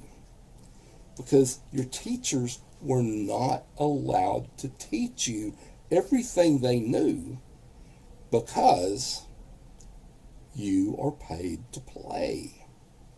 You're not paid to learn. Okay? Bobby Shue talks about how trumpet education in America is like 100 years behind times. I did a cartoon video where Trumpet Cop talked about how trumpet teaching is 200 years behind times. And I picked that age because there were things that used to be taught 200 years ago that aren't taught today and probably should be. Okay? There's a gentleman who wrote a book called Sail the Seven Seas, which I always thought was the greatest name for a trumpet instruction book ever. Anyway, Clyde Hunt. And Clyde used to call beginning band more like he started calling them garage bands, and then he started calling them more like garbage bands, because we're not doing what this person needs to learn how to play clarinet well, or this person needs to learn how to play flute well, or this person needs to learn how to play drums well, or this person needs to learn how to play bassoon well or trumpet well, or we're not really serving anybody in the group. We're not serving anybody. And then they go to college and they're given scholarships to play, which means that you can't take them offline to teach them something that they should have learned in junior high or high school. So they never get the chance to learn it. Okay? So that's just, something that I think that we really ought to think about, is the things that we're not taught and why we're not taught them. Okay? Some years ago, I had a really strong lead player from a famous jazz band come in for help, and he had a lot of range and a lot of power, but honestly, he could not play anything at all below second line G. Okay? And everything below top line F that he could play had a bad sound. So I made him change his lip set to a lower set, and then he could play all the notes. Yeah, his range was a little lower with being able to play everything well, but I helped him compensate things for that little lower set. And I sent him home and said, I don't want to hear from you again until you have mastered all 14 of the Arbin characteristic studies. And actually, he did contact me a few times before he mastered them. And there were some cuss words interspersed with some of his ideas.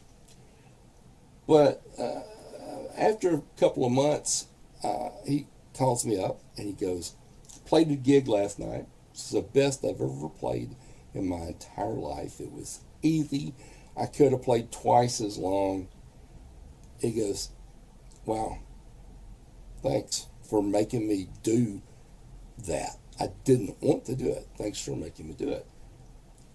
And, I said, yeah, who would have thought that serious, consistent work and practice was going to make you a better player? If we only thought that way. Well, everybody wants a magic wand. Everybody wants, now you have range, now you have sound, now you have this. It's practice, baby. It's practice. If you can't put the practice time in, you're not going to get that great. Okay?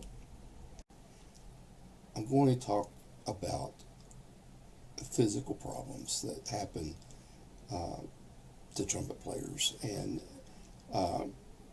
they primarily happen because of things that we do.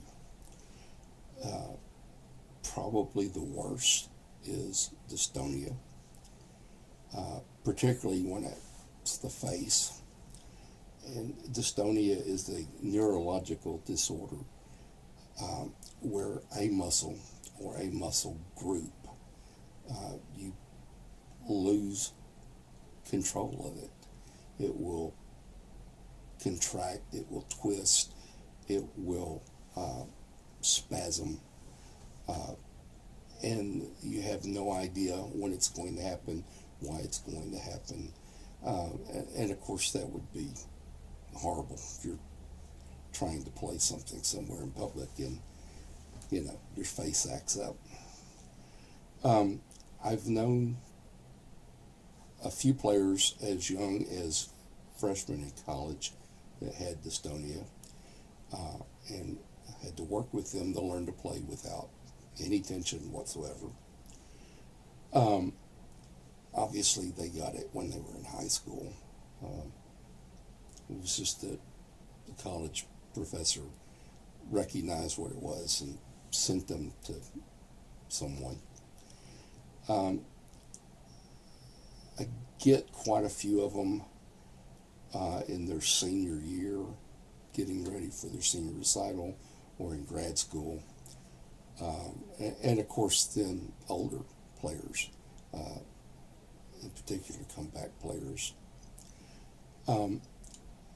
It's mostly, basically, I guess you could say it's a muscle overuse syndrome.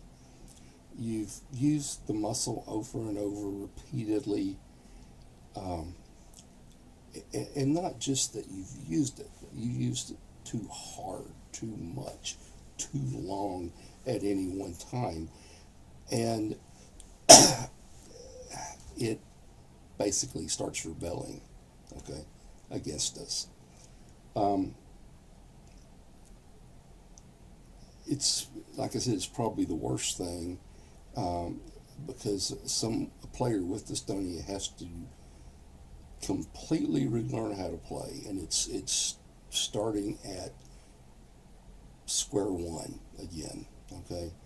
And they have to learn how to play without using the muscles that they've lost control of.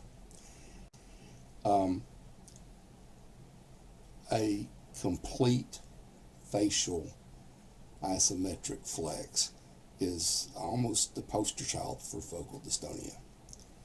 It's the absolute last thing I would ever teach as an embouchure because of the potential inherent problems. Okay? But other things, you get dystonia other places. You can get dystonia in the jaw. That would be pushing the jaw forward. Usually, though, we don't get dystonia in the jaw. We get TMJ. I personally try not to have people push their jaw forward, even though a lot of teachers do. And it's because I've known some fabulous world-class players whose career ended because they got TMJ. And not only could they not push their jaw forward, because when they did, it kind of jumped out of, it dislocated and jumped out of its socket. But even if they didn't push anymore, just leaving it in its normal position, it would still push out of socket because they had weakened everything so much. Because of how bad that is, I also don't teach that. I teach using a slight pout of the lower lip to line the lips up rather than a forward jaw position. Because again, it's one of those things where if it happens to you, it can be career changing. It can be career ending.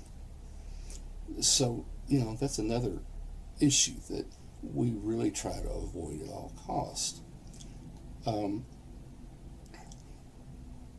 They used to teach people breath support by pushing the stomach out and tightening it up until hundreds and hundreds and hundreds and hundreds of brass players were getting hernias.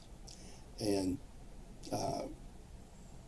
we discovered that that's not the way to do it. It really wasn't actually all that long ago that we discovered that wasn't the way to do it. But that used to be the way everybody taught you how to do breath support. And then instead of pushing out, just tightening everything up. Well, again, I've got a friend who has had hernia repairs 4 times from that kind of breath support. It's certainly not a way that you want to, an avenue you want to go down. It's not career ending, but okay, you have to go and have surgery, repair. Then everything is sore and tight for quite a while. And so your support is iffy and your breathing. It tends to hurt so much that you breathe shallow rather than deeply. And so that affects your playing for a long time. And to have that happen 4 times, you're starting and stopping and starting and stopping and starting and stopping. And yes, it's a problem. Okay. I'm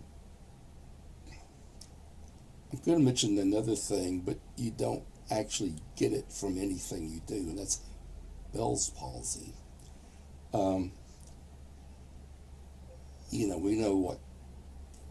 We know what causes Bell's palsy, and it's nothing that you do. It's you just wrong place, wrong time, bad luck.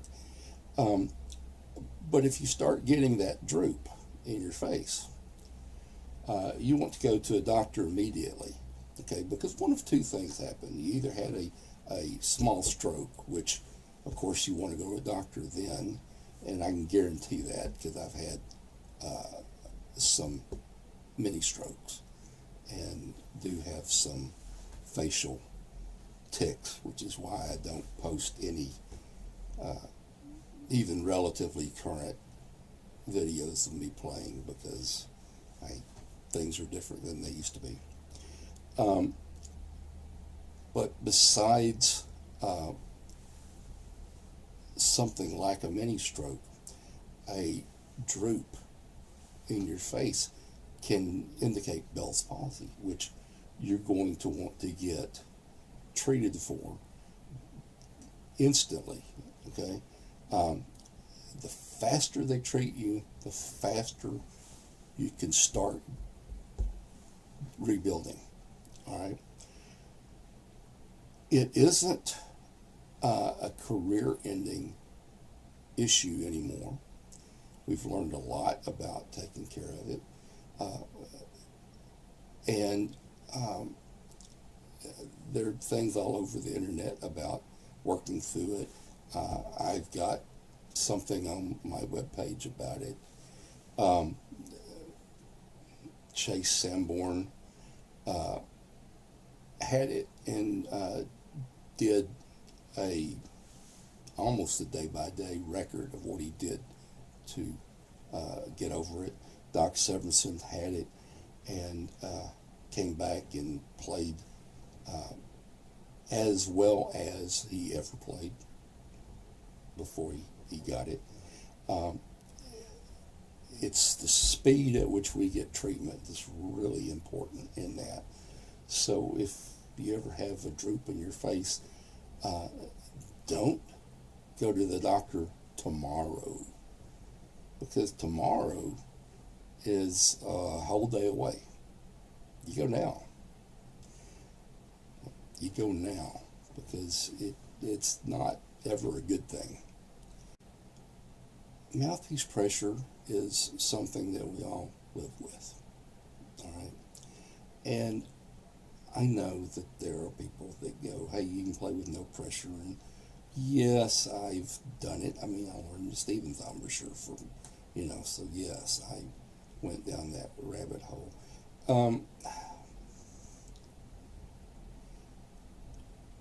Yeah, you can play some things with just almost no pressure, but you really want a little mouthpiece pressure. I don't mean, squishing the donut shut. I would say that for every one person that doesn't use enough pressure, there's probably 100 that use too much. Even though I'm aware of it, I would probably say I still use more than I need to. The problem with mouthpiece pressure is obviously you're going to play shorter amount of time, because it cuts off the blood flow to your lips. So your endurance is affected. Your range is affected. If you're using mouthpiece pressure in the mid-register, your resonance is affected. Now, of course, I'd never do that. But there are other problems. You can actually split or tear the lip muscle. And it doesn't repair itself. It's something that requires surgery. They have to go in there and they have to sew the muscle back together, and there will be scar tissue. A friend of mine from college, when he was adult, he was playing at a church and having a fabulous day, and kept practicing and practicing, and he ended, he had his normal ending time. I would quit at this amount of time. But he was having a great day, so he kept going. And he kept going, and he kept going. And all of a sudden, pop. He popped, tore split, whatever you want to call it, his top lip. He had to have it surgically repaired. When it healed, he went to my teacher, Don Jacoby, to get put back together so he could learn to play again. About 10 years later, he was practicing and things were going great, and he normally played X amount of time, and when that time was up, things were going great, so he kept playing. 30 minutes later, he kept playing because things were great.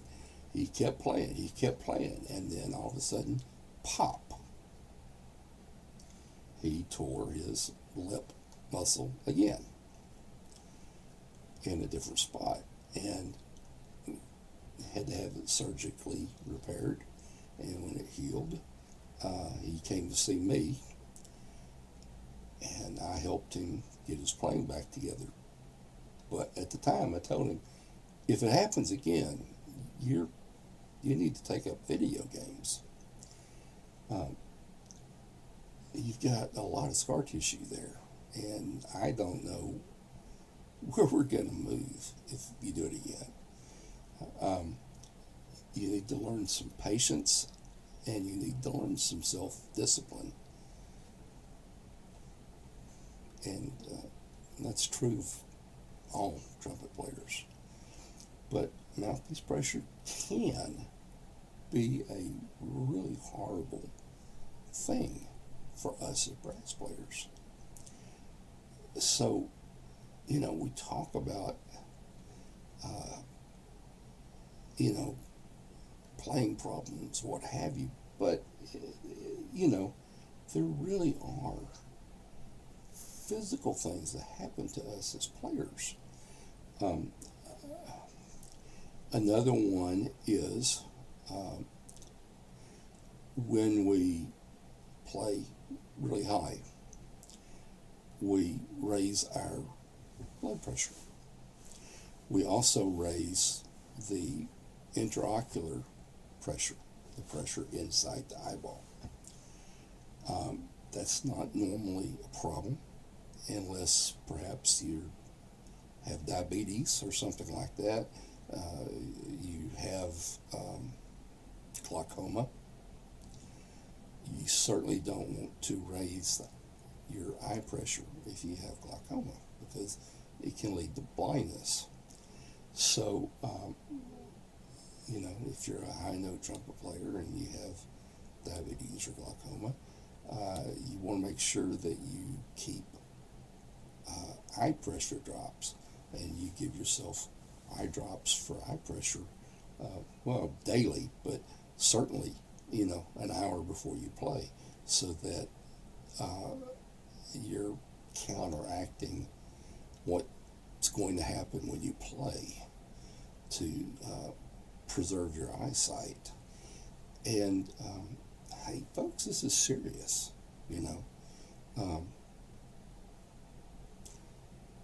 there have been studies on this. There,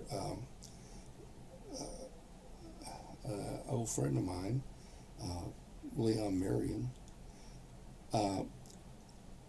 he was playing trumpet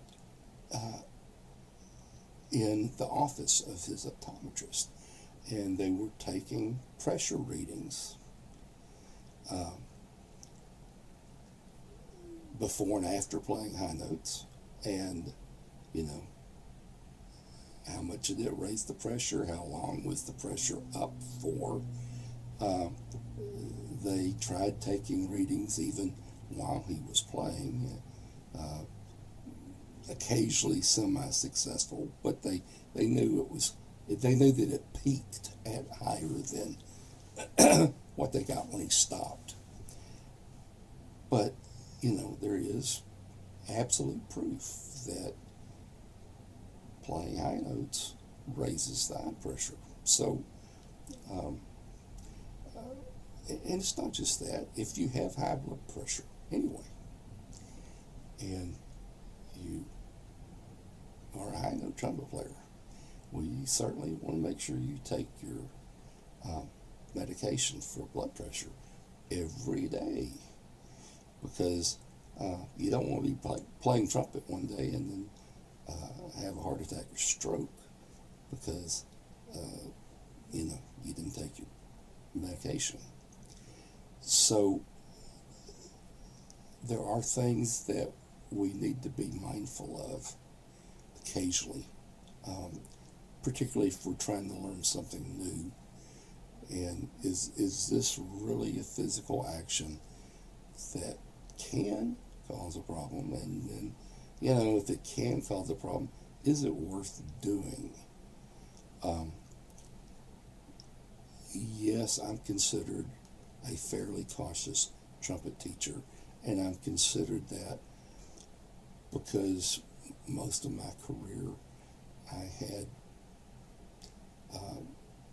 people working in graduate degrees or professional trumpet players coming to me to fix problems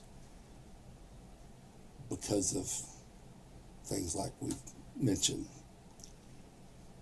And when you see enough of these issues, then you become a little wary of them, because you realize how poor the outcome can be sometimes. And it's not that they may never play again, but they're not going to be who they were. And even if I put them together again and they become great players again, they're still not who they were, because they had all this time where they were getting worse, and then they had all this time where they couldn't play at all, and then they had all this time where they were relearning how to play. That's time that could have been used in your career as, playing and recording and touring, and that's time that could have been used on something positive rather than correcting something that we wish we had never really done. Okay?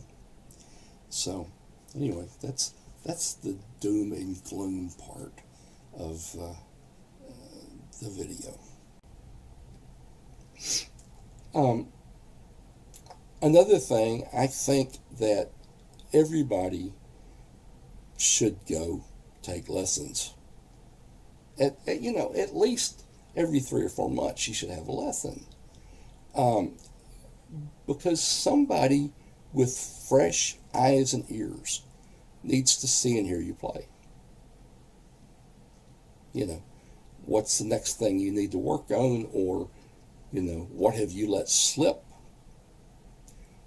We all need that kick in the pants to get us going, okay? But truly great players do take a lot of lessons. But, the ones that really need them, they tend not to. Okay, this is a absolutely true story. And it's not going to sound true, but it really is. I know a gentleman who lived about 10 miles from Jake, from Don Jacoby. And he lived about 10 miles from Jake for roughly 20 years or so. And he always talked about, hey, he's going to take a lesson from Jake. He's going to make the time to go take a lesson from Jake. Well, in that 20 years that he talked about going to take a lesson from Jake, he never actually went and took a lesson from Jake. And then Jake passed away, and that opportunity, that's gone. A few years after Jake passed away, we moved back into the Dallas area. In fact, we moved back in '99. And the same gentleman started calling me, and he would email me sometimes, and he would call me sometimes saying, he's going to make time to come take a lesson. And he lived about 6 miles from me. Okay. All right. I moved back to Dallas in 99. This is 2025. Okay. 26 years later. He still has not come and taken a lesson from me. Okay. Now, all the time that he was going to take one from Jake, all the time he was going to take one from me, and several years in between when he didn't take one from anybody. Okay. Anyway, there's roughly a solid 51 years that gentleman was talking about taking a lesson from Jake or from one of his students, and never did it. 51 years, people. Okay. Did he improve? To the best of my knowledge, the problems he had 51 years ago, most of them he still has. Okay.